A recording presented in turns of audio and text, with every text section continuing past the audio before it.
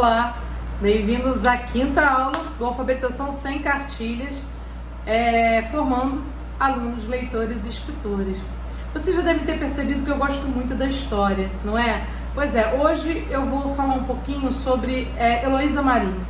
Heloísa Marinho foi professora de todas as professoras da educação infantil formadas no Instituto de Educação entre 1934 e 1978. E ela é responsável pela criação do método natural do Brasil. Existe um outro método natural internacional que a gente não conhece muito bem, não usa muito, não caiu muito no gosto do povo.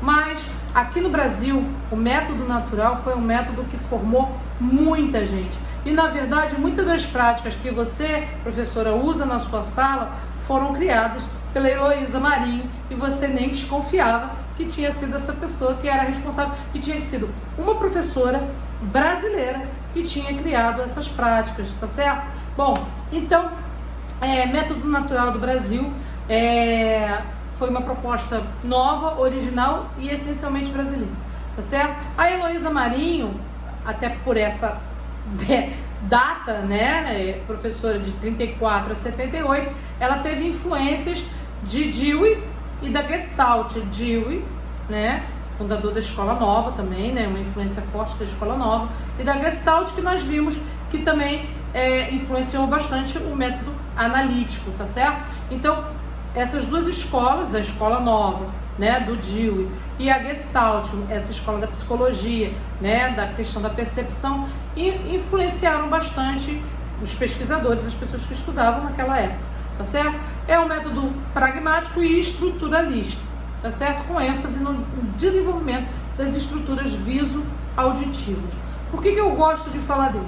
Porque primeiro é isso, a gente começa a reconhecer uma série de práticas, e segundo porque eu gosto da metodologia de pesquisa da Heloísa Marinho, que na verdade ela desenvolveu esse método a partir de um trabalho prático junto às professoras em sala de aula, tá? Então vamos lá.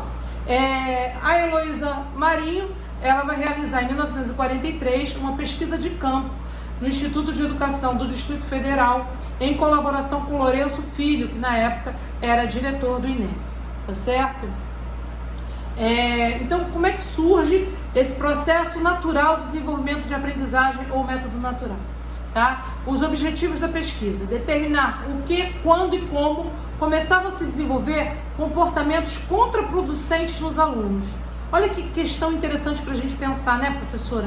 O que, quando e como os alunos começam a ter comportamentos de rejeição, quer dizer, contraproducentes à produção do conhecimento da leitura e da escrita.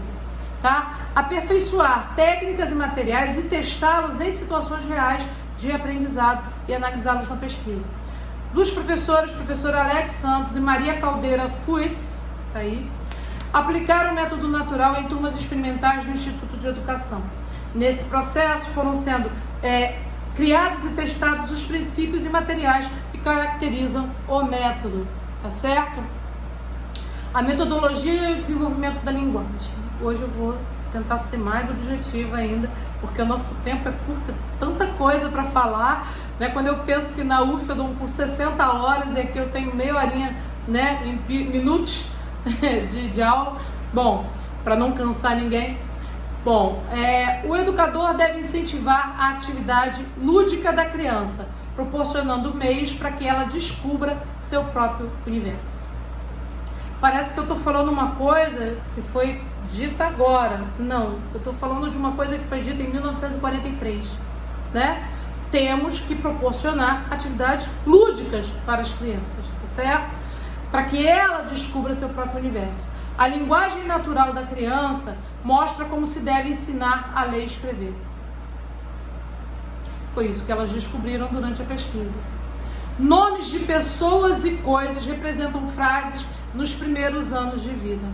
Porque não é assim que a gente ensina uma criança a ler e escrever? Quer dizer, a falar primeiro. Como é que a gente ensina uma criança a falar? Nomeando. Primeiro vem os substantivos, né? Mamãe, papai, cachorro, gato, vovó, carro, água, né? Depois a criança vai crescendo e vai se apropriando dos verbos. E aí eles usam os verbos todo o tempo errado, né? Eu fazia, eu acabei. E a gente não fala com a criança assim, você está falando errado. Isso não é assim que fala. Não, a gente vai ensinando. Não, meu filho, ó, eu acabei. Aí fala, eu acabei. Né? E aí a criança vai nessa convivência se apropriando. E aí você, ouvindo a própria criança, você vai descobrindo o que aquela criança precisa aprender ou não. Então, a própria linguagem da criança vai nos dando pistas de por onde que a gente começa a alfabetização da criança. Hoje mesmo eu conversava com uma professora que, professora, se a gente não começa pela cartilha, começa por onde? Começa pelo nome deles, né? Começa por eles, pela vida deles, pelo nome deles, pelo nome da família deles, pelo nome do bicho de estimação deles, do bicho que eles mais gostam, do time de futebol, da flor, da comida. Tem tanta coisa para você perguntar para essa criança que pode virar palavra, que pode virar blocão, que pode virar texto na sua sala de aula, né? E o ser humano tem uma coisa muito interessante, né? O texto que mais nos interessa é sobre nós mesmos, né? Nós somos muito egocêntricos, né?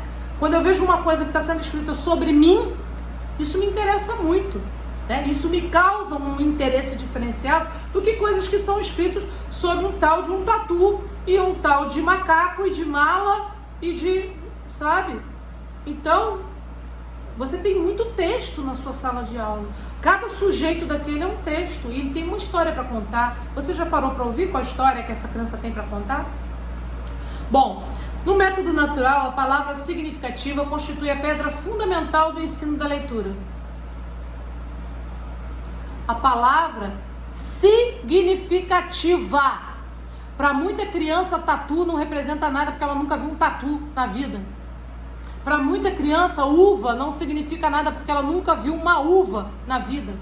É muito difícil você tentar ler e escrever sobre coisas que não fazem parte do seu universo, né?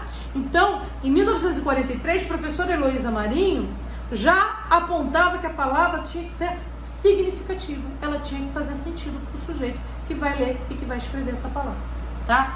O verbo só deve ser ensinado dentro da estrutura frasal, porque o verbo só faz sentido no contexto. Aliás, eu já falei isso, as palavras fazem sentido no contexto, principalmente os verbos, tá?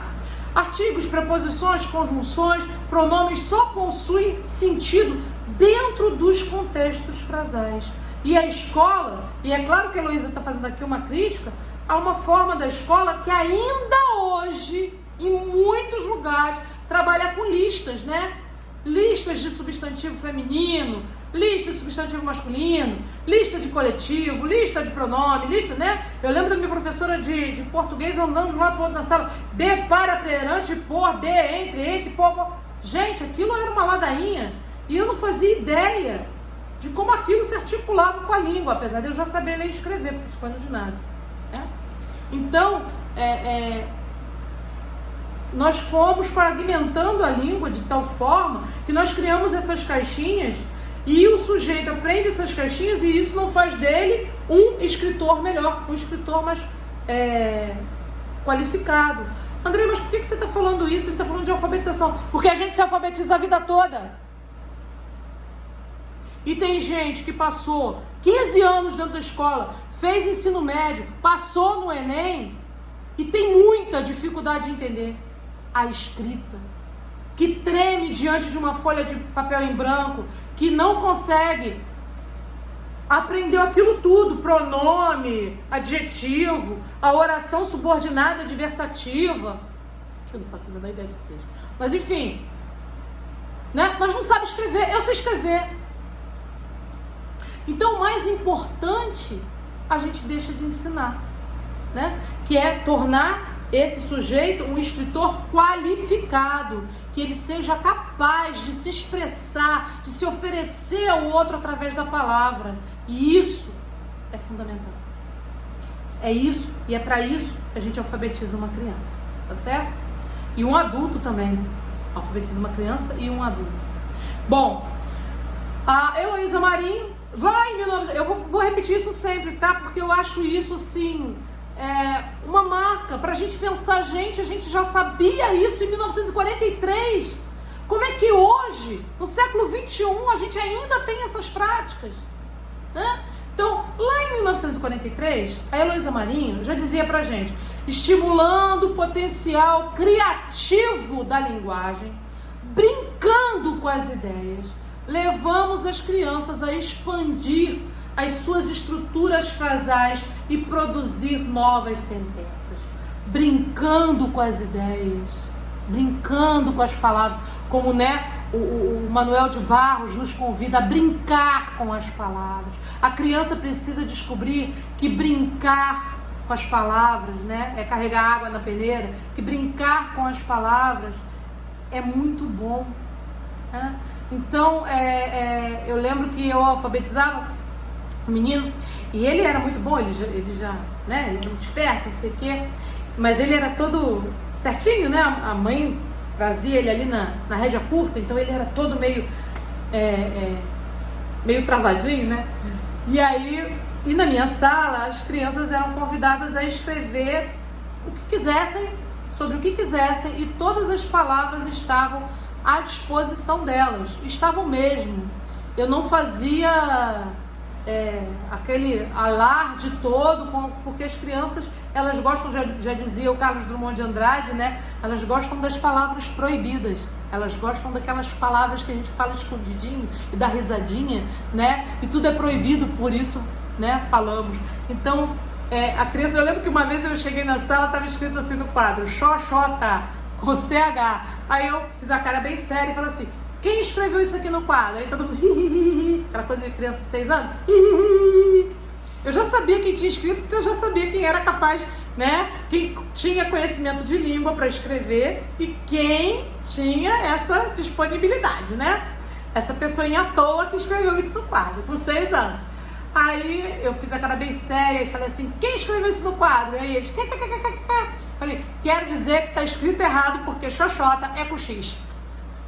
Aí eles ficaram, né? E aí na minha sala tinha uma disponibilidade para escrita, não tinha problema.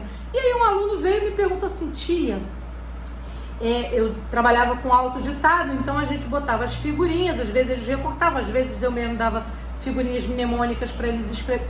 Figurinha mnemônica são desenhos simplesinhos que a criança interpreta e escreve o que ela quer. E aí eles faziam o autoditado. E aí o cidadãozinho veio falar comigo, tia, era um desenho bem simples, assim, que para algumas crianças era besouro, para outras era joaninha, cada um escrevia do seu jeito o que queria.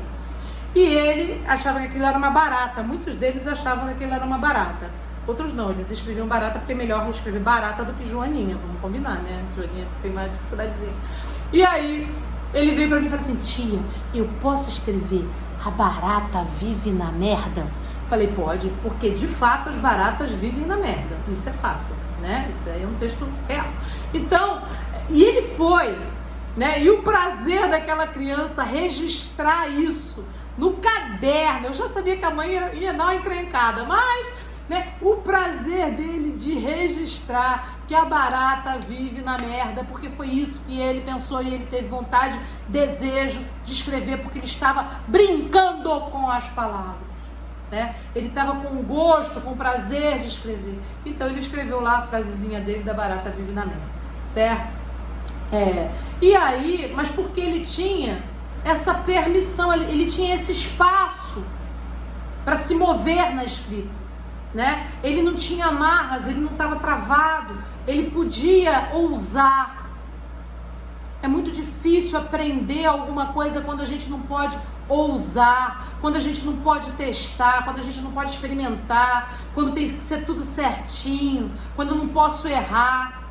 Então eu preciso ter esse espaço de liberdade para que o sujeito aprendente se aproprie daquilo e se sinta empoderado, autorizado, legitimado como escritor. Tá? Bom, no Brasil comete-se o erro de apresentar palavras novas alheias à realidade infantil. No Brasil se cometia esse erro em 1943. Paulo Freire criticou isso em 1960. Heloísa Marinho criticou isso em 43. Paulo Freire volta e critica Pedagogia do Oprimido, quem não leu, leia, que é livro obrigatório para quem é professor, para quem se diz professor, né? No mundo todo. Então, leiam, e aí você vai ter lá já essa mesma crítica. Não faz sentido alfabetizar o sujeito com palavras que são alheias ao universo dele, né?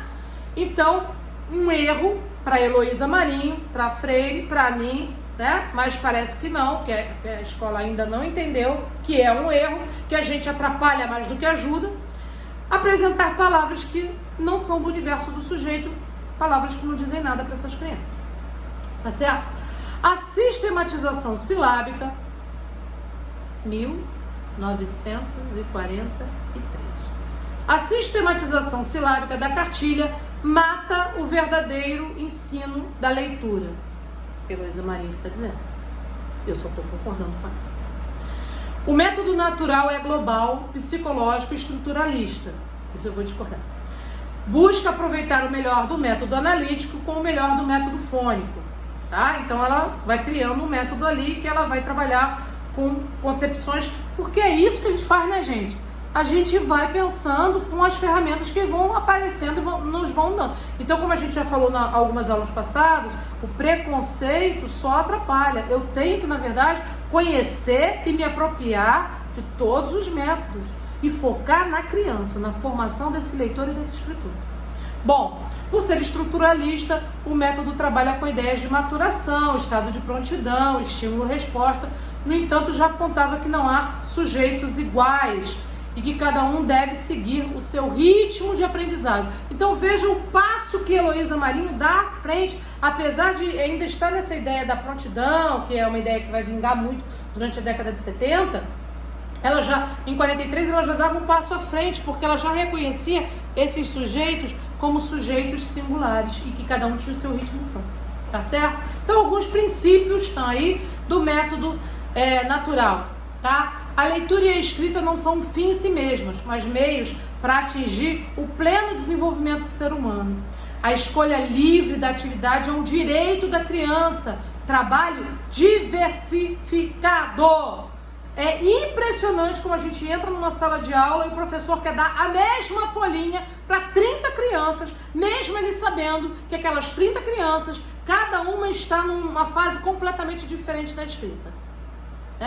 Isto é um erro, isto é uma falta de conhecimento sobre o que é trabalho pedagógico com criança, que é um absurdo que a gente ainda faça assim, né? Então, se eu tenho uma turma e essa turma, cada criança ou grupos de crianças estão em níveis diferenciados, e a gente vai ver isso quando for estudar Emília Ferreiro, né? Se as crianças estão em etapas diferentes de conhecimento da produção da língua escrita e tem diferentes níveis de letramento, de leitura, como é que eu vou trabalhar a mesma coisa com todos eles? Uma vez uma turma minha do PIBID fez isso, né? 5 adultos numa sala com 30 crianças. Pô, beleza, né? A gente trabalha sozinha com 30, né? Sozinha não. Não somos sozinhos, né? Quando a gente está com 30 pessoas, somos 31 pessoas, tá? Então nunca diga que você está sozinha com 30. Você está com 30 seres humanos, um trabalho coletivo. E aí, eram 5 adultos para 30 crianças. E aí as bonitas me prepararam uma folhinha. O que aconteceu? Ora, 1/3 da turma acabou isso em 5 minutos. Metade da turma ficou gritando porque conseguia fazer um pouquinho, mas com ajuda. Me ajuda, me ajuda, me ajuda. E a outra metade era tão difícil para eles, estava tão fora do nível deles, que eles nem tentaram. Então, o que a turma que acabou com 5 minutos, né, foi fazer? Caçar assunto, porque criança, quando não tem trabalho, caça assunto. E o que a turma que não queria nem fazer, porque aquilo era uma humilhação para eles, você está dizendo para o sujeito, né, quando você dá um trabalho muito, num nível muito acima do sujeito, você está querendo humilhar ele, né? O ser humano não gosta de ser humilhado. Então, o que aconteceu? Bom, essa turma procurou assunto com essa turma, porque criança, quando não tem trabalho, procura assunto, né? E aí virou uma zona e elas vieram, ai meu Deus, essas crianças não são de Deus não, ai meu Deus do céu, tudo arrasada, tudo acabada. E eu falei, né, encontre o olhe onde está o erro. O erro é que vocês não usaram o trabalho diversificado que eu tô aqui falando, teoricamente, um monte de tempo. E aí elas prepararam, então, uma aula aonde dividiram a turma em 5 grupos diferentes, com atividades diferentes, né? Cada mesinha com folhinha, não, né? Escola cisma com esse negócio de folhinha. Parece que só folhinha produz conhecimento. Joguinho numa mesa, letras móveis na outra, desafio na outra. E aí, né? As crianças iam passando, cada uma no seu ritmo, pelas mesas. Não tinha ninguém à toa, não tinha ninguém desassistido, não tinha ninguém, né? Ai, professora, hoje eles estavam lindos. Ué, não, minha filha, hoje você fez um planejamento pedagógico de acordo com a realidade da criança. Hoje você fez um planejamento funcional, né? Então, é preciso. Eu trabalhava com uma pasta dessa altura aqui, com um trabalho já para vários níveis. Tinha jogo, tinha letra móvel, tinha quebra-cabeça, tinha um monte de coisa. E as crianças estavam sempre fazendo cada uma coisa diferente. É isso mesmo, trabalho diversificado. Tem que ser trabalho diversificado. Porque as pessoas... Mas como é que vai ser? Cada um vai fazer uma coisa? Cada um vai fazer uma coisa. Porque as pessoas, elas têm necessidade de fazer aquilo que é necessário a ela. Quando você vai fazer academia, você faz a mesma coisa que o fortão lá, que a gostosa lá? Não. Por quê? Porque no meu caso, eu já sou uma tia, já tenho uma certa idade, né? Um certo peso. Eu não posso fazer o que o outro está fazendo. A criança também tem uma história. A criança também tem uma trajetória. Nós somos sujeitos singulares. E não, agora, significa que o que ele está fazendo é melhor? É melhor para ele. Para mim, o melhor é outra coisa. Então, para a criança, no que ela está precisando aprender naquele momento, é melhor esse trabalho. Para outra, é melhor esse trabalho. Uma vai fazer 10 atividades, a outra vai fazer 3. Mas foram 3 atividades bem feitas? Bem feitas. Então, essas 3 aqui estão valendo muita coisa. Porque essas 3 vão fazer ela caminhar. Se ela faz, né? Se você tenta fazer, ela acompanhar o outro que está fazendo 10, ela vai se frustrar. E aí, meu amor, ela não vai fazer nem as 10, nem as 3. E vai te perturbar. Porque criança... Quando você não dá trabalho para elas, elas dão trabalho para você. Bom, então tem que ter trabalho o tempo todo, né? Agora não é o tempo todo folhinha, né? Tem que ter trabalho, tem que ter um trabalho diversificado, tá? Tem que ter um trabalho diversificado com várias propostas para a criança possa escolher por onde ela começa. Isso é Montessori.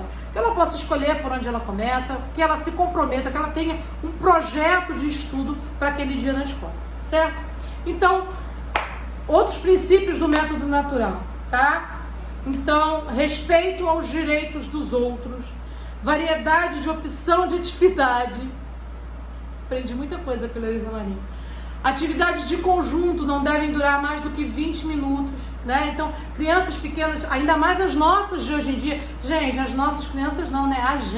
A nossa concentração. Por que eu faço vídeos de meia hora? Porque se esse vídeo tivesse 4 horas de aula, que é que os meus alunos assistem na faculdade, vocês não iam aguentar, vocês iam parar no meio, né? Então, meia horinha, né? Eu consigo aqui prender meia horinha. Se for uma coisa muito longa, muito extensa, a nossa concentração voa, né? Já falei, é um sinal dos nossos tempos. A gente precisa aprender a lidar com isso também. Então, atividades curtas, atividades que respeitem esse tempo da criança, o tempo de concentração da criança, tá certo?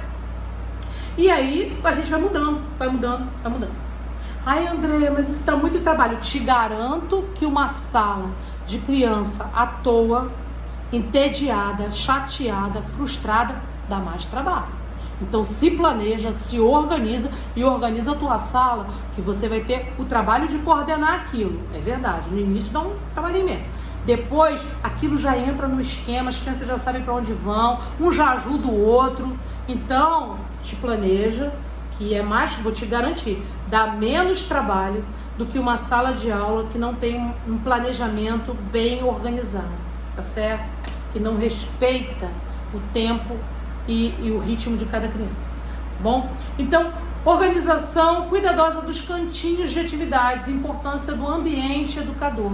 Foi a Heloísa Marinho que criou esse conceito dos cantinhos aqui pra gente, né? De trabalhar com o cantinho das ciências, o cantinho da matemática, o cantinho da leitura, né? Tão legal. Eu não sei se vocês já viram, vou baixar aqui o vídeo um pouquinho. Aqui, ó, o meu cantinho, olha lá, ó, meu cantinho de leitura. Criei aqui em casa para poder gravar o baú de histórias, não é isso? É isso. Na sala de aula você tem que ter um cantinho desse, com livros à disposição. Você não quer formar um leitor? Não forma leitor sem ter acesso a livro, gente. Tem que ter um cantinho que as crianças possam deitar nas almofadas, folhear os livros, uma contar história para outra. Isso é fundamental. Ai, André, não tenho isso na minha sala. Monta um cantinho que a criança pega o livro e vai para sua carteira então sentar.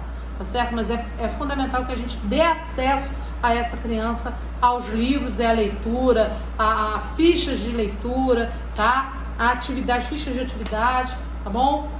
Então, organização cuidadosa, né, desses cantinhos, para que as crianças possam se mover na sala por esses cantinhos.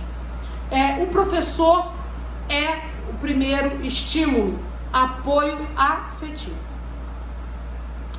E isso é fundamental, né? A relação que você constrói com a criança, se ela for uma relação o tempo todo, por que eu falo o tempo todo? Porque educação também não existe educação sem você, né, castrar, sem você dizer não, sem você, porque é criança, né? Um abençoado da minha sala queria tacar o pote de tesoura no ventilador para ver a tesoura voar, e eu tinha que dizer, não pode, não é bom, né? O outro queria ficar pelado em cima da mesa, mostrando o pintinho dele para todo mundo, não pode, não é bom, né? Então o papel do educador muitas vezes é dizer não, mas eu não posso criar na minha sala uma relação opressora, né? Uma relação que o tempo todo é briga, o tempo todo é castração, o tempo todo é não pode, não pode, não pode, senta, faz, cala a boca, né? Tem algumas colegas que eu acho que na verdade queriam uma turma de crianças imóveis, né? Que não pudessem levantar da cadeira e mudas, né? Porque querem que as crianças sejam só a orelha, né? Isso não é uma criança. E vou dizer mais, não é assim que criança aprende.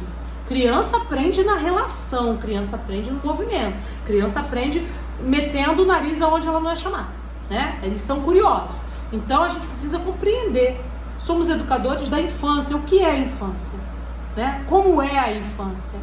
Então, não espere que o seu aluno de 6 anos se comporte como um adulto se comportaria numa sala de aula.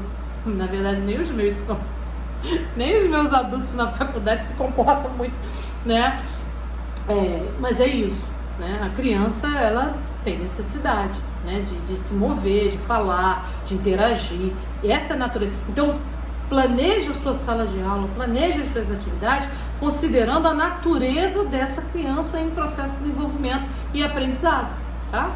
Se você planejar a favor da natureza da criança, você tem mais chance de ter sucesso do que quando você tenta planejar contra a natureza da criança, tá certo? E aí você, o apoio afetivo, né? Ela precisa de você para passar essa segurança, né? Você é capaz, eu acredito em você, nós vamos conseguir, né? Você deu mais um passo, mostrar para ela o que eu sempre fazia no final da no final da aula, uma avaliação com as crianças. O que nós aprendemos hoje? O que foi bom? Qual foram as coisas boas que nós fizemos na escola hoje? Quais foram as coisas que não foram legais, né? Então, fazer a criança refletir sobre o que ela está fazendo ali, o que ela está aprendendo, fazer isso com o adulto também.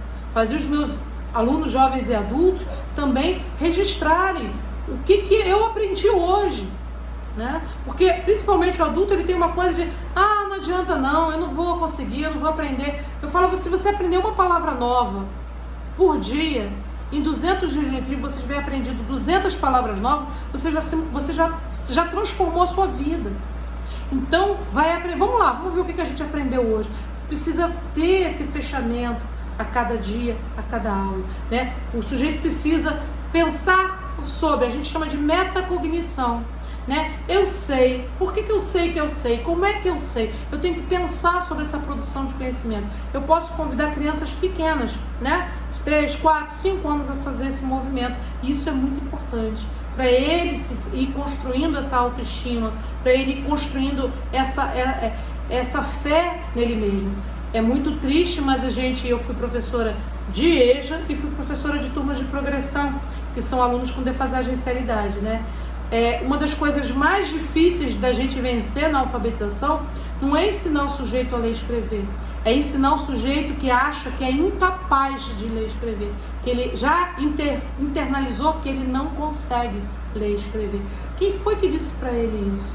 Quem foi que colocou isso dentro da cabeça dele? A escola. Muitas vezes, a escola. E aí a gente tem que desconstruir isso para poder construir outra coisa. Na próxima aula, a gente continua falando do método natural do Brasil, porque tem muita coisa para falar, tá? Bom, quem gostou, deixe seu joinha, não percam a próxima aula, porque a gente ainda tem coisas bem interessantes para falar sobre o método natural do Brasil. E aí a gente segue na próxima aula, tá bom? Deixem seu joinha, inscrevam-se no canal e quem está gostando, compartilha aí nos seus grupos, tá bom? Compartilha com a sua escola, pode usar, não estou gravando, pode usar à vontade, tá bom? Então um abraço e até a próxima.